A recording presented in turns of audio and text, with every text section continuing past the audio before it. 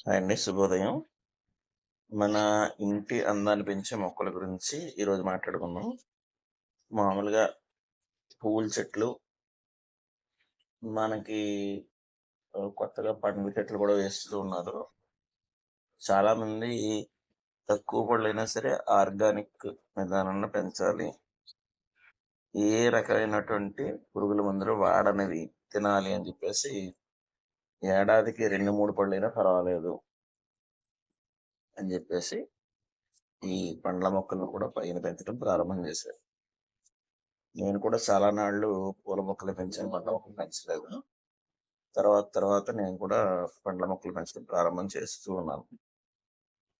అయితే విషయానికి వచ్చేటప్పటికి క్రోటన్స్‌లో చూసారు కదా! ఇందాక చూసిన మొక్క లాంగ్, షార్ట్‌గా వస్తుంది. ఇవన్నీ కూడా గోల్డెన్ డస్ట్‌లో రకాలు. గోల్డెన్ డస్ట్ అంటే పసుపు, బంగారపు వర్ణం గల మార్క్స్ మీకు ఈ ఆకుల మీద ఉంటాయి.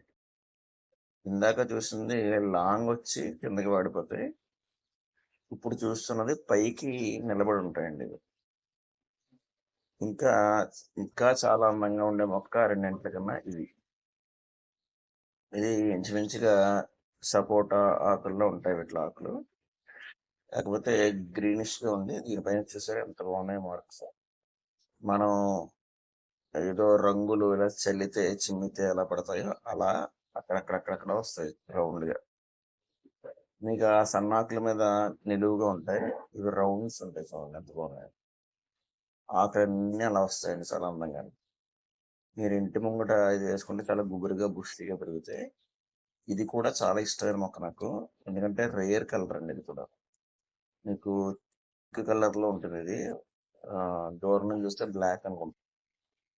ఫస్ట్ ఇలా గ్రీన్‌గా వచ్చి, తర్వాత కొంచెం యెల్లో షేడ్ వచ్చి, తర్వాత పూర్తిగా ఈ రకమైన రెడ్‌లోకి మారుతాయన్నమాట.